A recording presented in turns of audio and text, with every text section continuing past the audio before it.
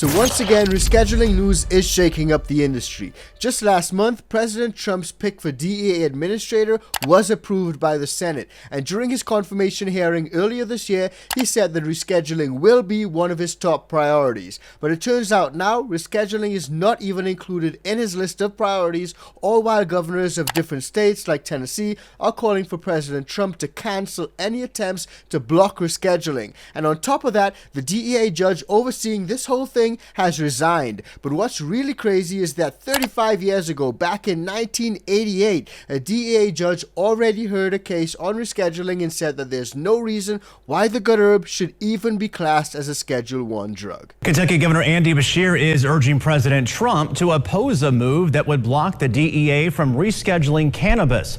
Governor Beshear sent a letter asking President Trump to reject language in a federal spending bill that would stop the DEA from reclassifying cannabis as a Schedule 3 drug. He says the change would give patients safer access to medical cannabis and allow for more research. Congress recently passed a measure that would ban the Justice Department from using funds to make that change. Governor Andy Beshear is urging President Trump to support rescheduling marijuana. He sent a letter asking the president to oppose language in the 2026 spending bill that would block the DEA from moving forward.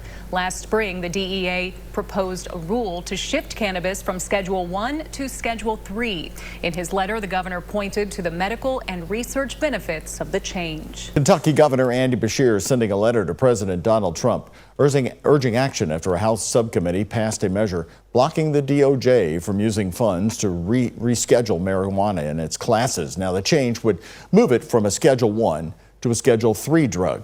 Beshear calls the move, quote, not common sense law, end quote, saying it stops a process already underway with strong support from the medical and science communities. Under current DEA guidelines, Schedule 1 drugs carry high potential for abuse and do not accept medical use, where Schedule 3 drugs pose low risk and accept medical use. So rescheduling is a topic which we've discussed multiple times in the past, and a lot of people have differing views when it comes to rescheduling, especially whether it's a good thing or a bad thing. And you guys know my personal preference is for it to be descheduled, completely removed from that schedule. It should not be Schedule 1, 2, or 3. But there are some people who think that Schedule 3 is a step forward from Schedule 1. But obviously there are some risks involved if Big Pharma and prescription drugs become involved. Now what we're seeing is a number of different lawmakers calling for the rescheduling process to be completed. And as you guys would have seen, one of those folks is Kentucky Governor Andy Beshear. Now it does seem like the rescheduling process has stalled or at least slowed down a bit since President Trump took office. And this may not necessarily be a bad thing. And we reported last week that Terrence Cole was appointed and confirmed by the Senate as the new DEA advisor. And what that means is that we now have a point person that we can refer to when it comes to updates, especially when it comes to rescheduling. Now, earlier this year, when Terrence Cole had his confirmation hearing, he was asked squarely, what are you going to do about rescheduling? And he said that it's going to be one of his first priorities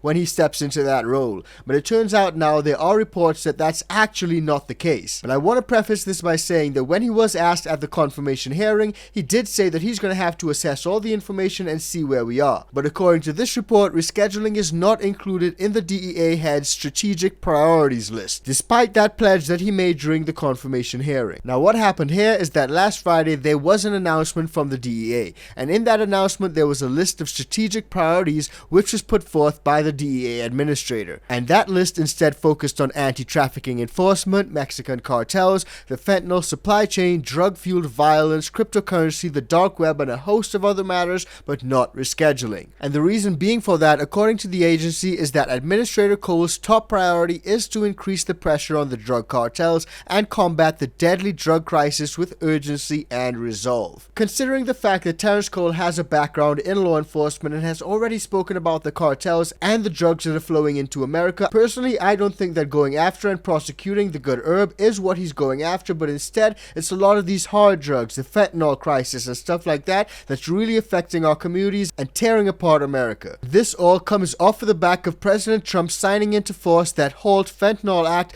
just about 11 days ago, which really goes after a lot of these hard drugs, but also secures the border from a lot of these cartels that are invading the country, but also flooding the country with a lot of these hard drugs that, like I said, are tearing apart communities. So it seems to me that the DEA and President Trump are aligned when it comes to halting the progress of some of these cartels and also halting the flow of some of these drugs into America. Now, that being said, President Trump in the past has spoken about the benefits of the good herb, especially when it comes to medical patients and medical uses. Now, I want to show you guys something really interesting where a DEA judge already ruled that there's no reason why the good herb should be classed as a Schedule 1 drug. But before we do, just a quick reminder, if you're getting value from this video, please do like, share, and subscribe to the channel. And if you want to support us further, join the ICANN VIP Bean Club or just buy us a cup of coffee.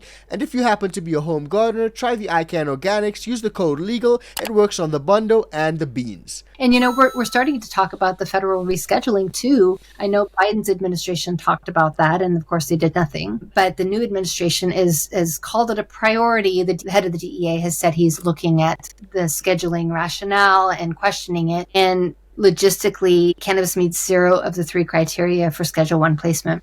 We've known this, and we actually proved this in a DEA court in 1988.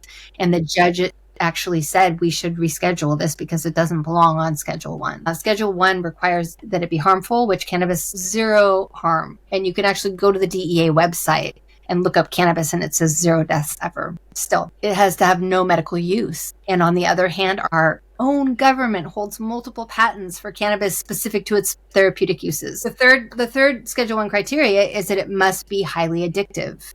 And we have research supporting that cannabis is less physically addictive than things like caffeine and sugar. So there's so many reasons as to why the good herb should not be classed as a Schedule 1 drug. And the people know it. And like you guys would have heard in that clip, this was actually debated back in 1988. And over 35 years ago, the DEA's chief administrative law judge ruled that there's no reason why it should be on Schedule 1. So it's absolutely mind-blowing to me that almost 4 decades later, President Biden's administration has proposed the rescheduling, which was already proposed 35 years ago. And where are we right now? Absolutely no progress has been made. But don't take my word for it, because let's hop into the time machine and take it back 18 years to hear what was being said. Professor Arnold Chertoff.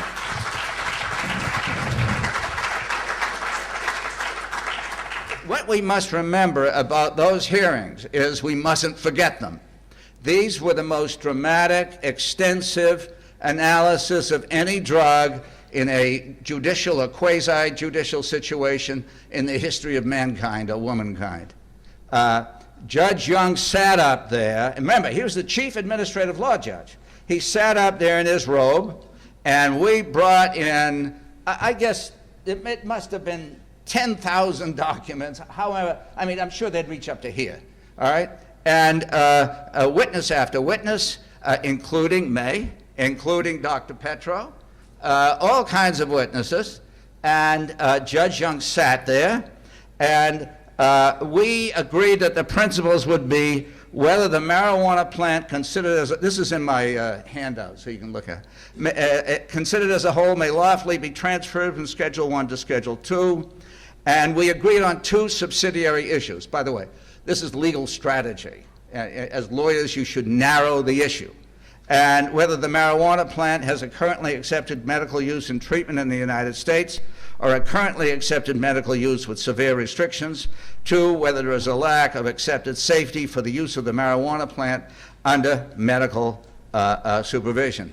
Now, all during the trial, which went on and on and on, we felt kind of at a disadvantage. Now, again, we're good lawyers. We're used to batting heads. I mean, my specialty was walking out in the hall and saying to the DEA lawyers, come on, Joe, you don't believe that bullshit, do you? What you just said in there? And other things of that nature, all right? However, we did play the game straight on before Judge Young, and always felt that he was down on us. He was impolite. He was rude. He was objective, but anytime he could give us a nudge, he would, all right? Now, again, there were other times he was kind to us. At any rate, we were not happy about looking for the decision. Remember now, He was even though he was in a black robe, and we were in what could be called a courtroom, he was an employee in the executive branch. And that executive agency he was in was DEA. He was paid by DEA. Wow. We were stunned. As you all know, the decision came out on our side. He agreed with us on almost every word, and we've just seen the decision which Valerie put up. And in effect, he said, the administrative law judge recommends that the administrator, that is the head of DEA, conclude that the marijuana plant, considered as a whole, has a currently accepted use in medicine in the United States, and that there is no lack of accepted safety. And he went on to say the judge recommends that the administrator transfer marijuana from Schedule I to Schedule II. Wow. Normally, when an administrative law judge, especially a chief administrative law judge, makes that recommendation, that's it. It's 99.9%. Because the administrative law judges make most of the decisions in the federal government. Absolutely. Remember, Judge Young was the only person in history in a quasi or judicial role who heard all the evidence on one drug. And it was extensive. We brought in all of our witnesses. They brought in all of theirs. It was a fair, open hearing. So wow, you may think that a lot has changed since the 1980s, but it turns out a lot less has changed than you may think, especially when it comes to this whole rescheduling argument. Because according to this, the ruling issued on September the 6th of 1988 by DEA Judge Francis Young in the matter of the marijuana rescheduling determined that marijuana in its natural form is one of the safest therapeutically active substances known to man. The ruling actually goes on to say that it would be unreasonable, arbitrary, and capricious for the DEA to continue to stand between those sufferers and the benefits of this substance in light of the evidence in this record. And remember guys, that's after going through 10,000 documents of information. This one judge heard everything that there was to hear on this plant, especially when it came to the rescheduling issue, the medical benefits and all that stuff. So he's well versed in the issue, and after hearing all that, he was well positioned to make a decision on this issue.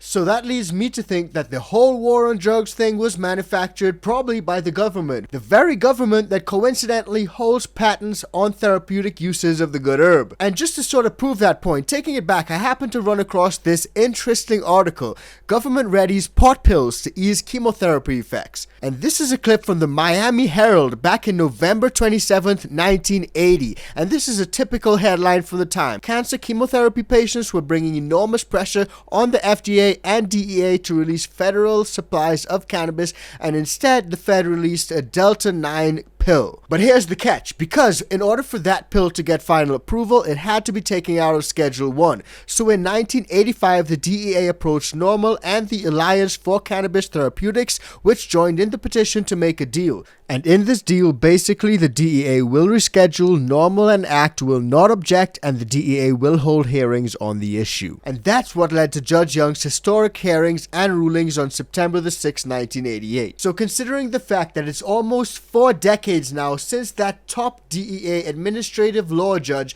made that recommendation that the good herb be removed from the Schedule 1 list of drugs, it really makes you wonder, is all the talk of rescheduling now just a ploy or a scam to get votes from the people? It really may appear that way to some folks. So all of this goes to show that this ain't nothing new. But where are we right now in 2025? Well, have a look. It seems that old white dudes are still having discussions about the same topic and no progress has been made. Well, the concern that I have is that what I did is an analysis. The thing about this being accepted as a medicine is really a two-step process.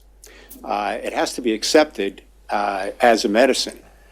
But then there are a whole series of FDA rules about prescriptions, advertising, labeling, and so forth. There's no way that marijuana is going to be able to do that. And so I was calling that to the attention of the court, saying, look, even if you say it's a medicine under a Schedule 3, it still has to be properly advertised under FDA rules, has to be properly labeled under FDA rules. There's also the new drug application process that wasn't complied with. All of those things are going to have to take place after. And in order to accommodate the version that the DEA is proposing right now, it doesn't fit into any of those rules. And nobody had addressed that issue. Well, it sounds like a fine thing to go into a brief that you might file. Apparently, the Office of Legal Counsel tells me that that's nothing to worry about.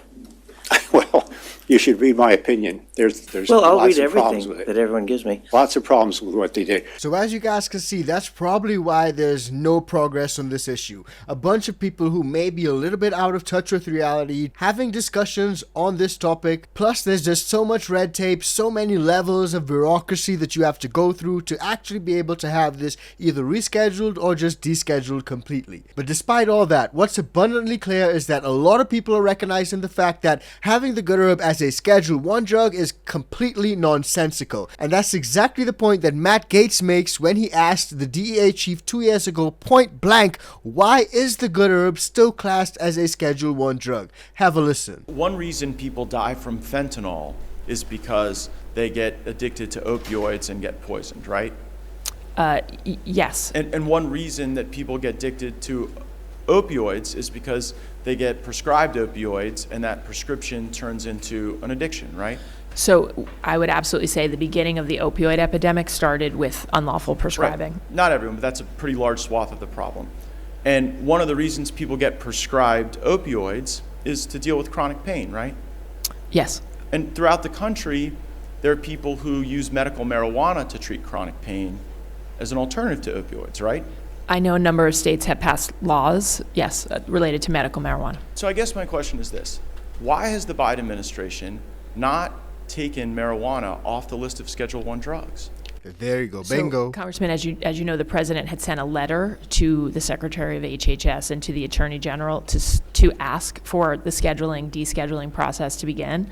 It's now with HHS. They are in that process. They start, then they send it to It was a rescheduling DEA. process, not a received it yet. descheduling process. That's encouraging. When do you expect to receive that recommendation from HHS? I have not heard of a timeline from them, so I don't know. Well, that's unsettling, isn't it? I mean, when you don't even know a timeline, it doesn't really make it seem like something's front of mind.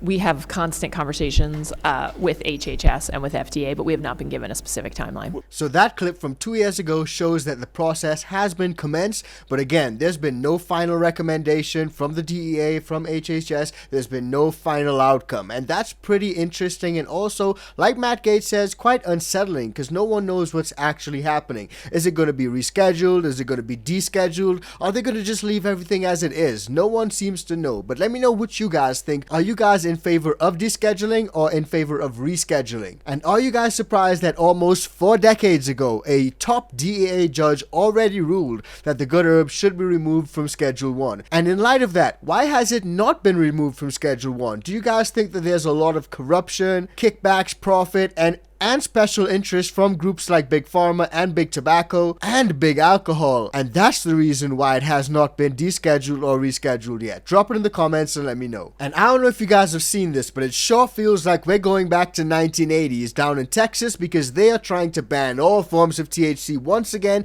They brought back that THC ban, and this time it's 10 times worse. So check it out because that video is coming up right now.